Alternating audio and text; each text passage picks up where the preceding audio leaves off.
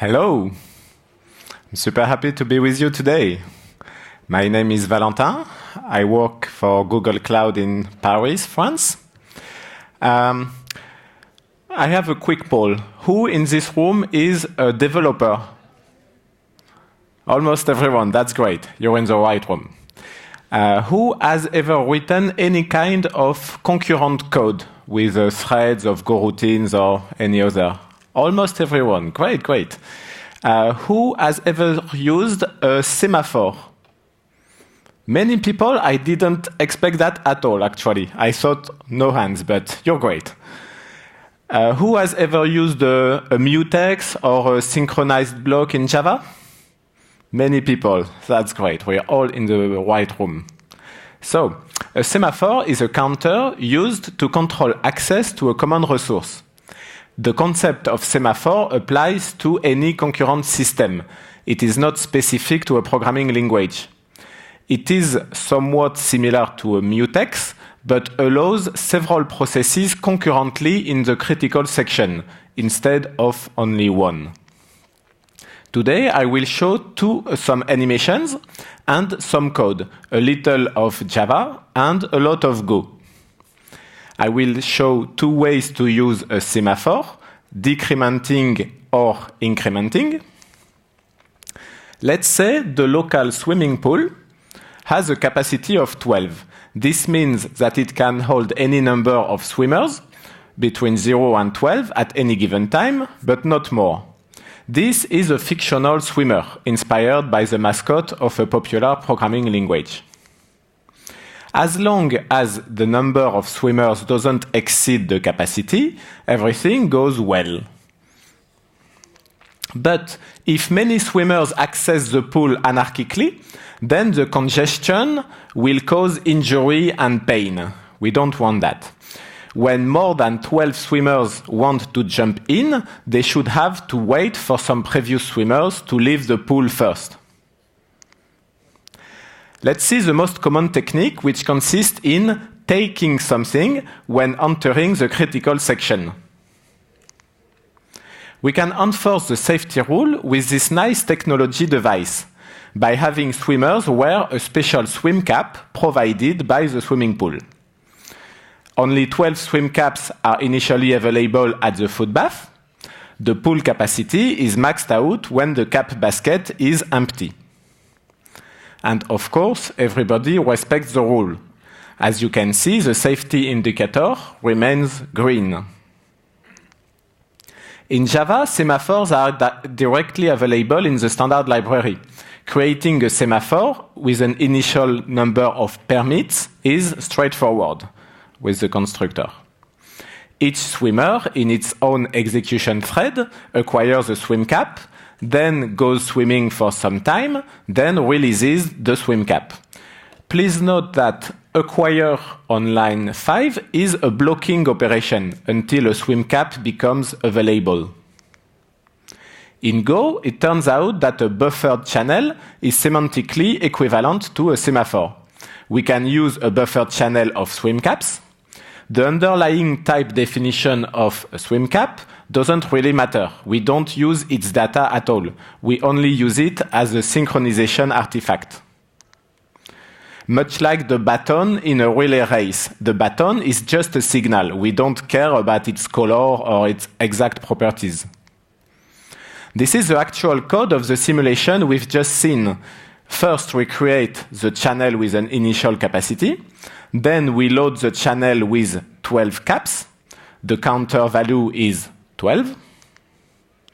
Then each swimmer reads a value. They are taking a cap, effectively decrementing the semaphore. As channels are wonderful synchronization tools, taking a cap is a blocking operation when no cap is available. Alternatively, we can use a counting device that is incremented every time a swimmer enters the pool. We can decide to limit access to the pool by having the swimmers put their gym bags on a mandatory shelf and limit the size of the shelf. The pool capacity is maxed out when the shelf is full. Let's watch the simulation.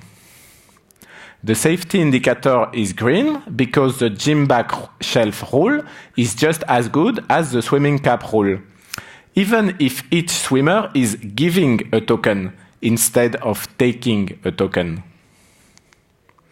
We can use a buffered channel of gym bags for this approach as well. When we create the channel, the counter value is 0. Each swimmer writes a value by putting their bag on the shelf, effectively incrementing the counter. Writing on a buffered channel is a blocking operation when the buffer is full.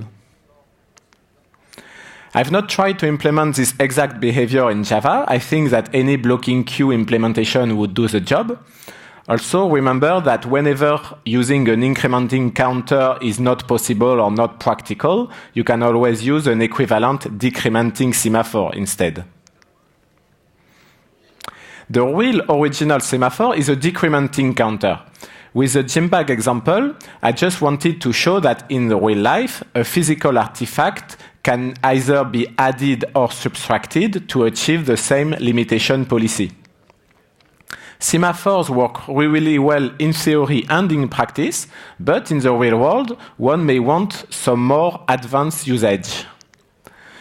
I may want to add a timeout on the waiting time because I don't want to be waiting for 1 hour in the line to get to the pool. In Java, there already exists a method try-acquire for this. In Go, I would wrap the channel operation in a select with a time.after clause. This is combined with the incrementing example here, but it doesn't matter. The interesting part is about using time.after in a select. I may want to handle cancellation. What if my phone is ringing when I'm in the line and I have to go? In Java, some other thread would interrupt the swimmer's thread, who would then catch and handle an interrupted exception. In Go, one would use a select block with a clause on context.done. Now, if you want to swim as a team with an indivisible group of friends, then you want to acquire several tokens atomically. In Java, the desired number of permits is simply an optional argument to the acquire and release methods. In Go, there's an easy-to-find package for this, which offers functionality similar to the Java semaphore class. It is not straightforward to try to achieve the same behavior with a channel, which is why I recommend a semaphore from the Xsenk package for this multiple permits use case. Here are some examples of real usages in server or client software. There are many resources that you'd like to protect. For example, if I know that a hard drive may become super slow when more than 4 processes are reading to or reading from or writing to it. Can you read at that size? I might zoom a little.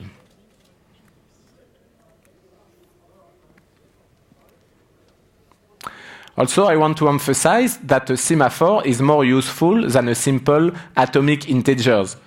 You don't want to be spinning or busy waiting. That would be a waste of resources. What you want is a proper blocking primitive. In Go, we use a wait group to launch concurrent tasks and then wait for them all to finish. For example, if I want to retrieve 3 web pages, then it's much more efficient to send the HTTP request concurrently instead of sequentially. Launching new Go routines is straightforward with the keyword Go, that you can see here in the middle, Go func. And the wait group is a helper to wait for the completion. However, wait groups don't natively take context objects into account and provide no out-of-the-box easy way to inspect errors returned by the tasks. R groups go beyond wait groups and provide exactly these missing features. So it's in the package Xsenk R group. The syntax for using an R group is just slightly different. R groups have a Go method which takes a closure as argument. So we would call j.go and func for the closure.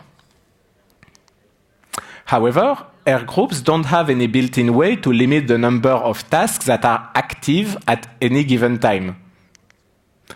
This is why I created, maybe it's a bit too...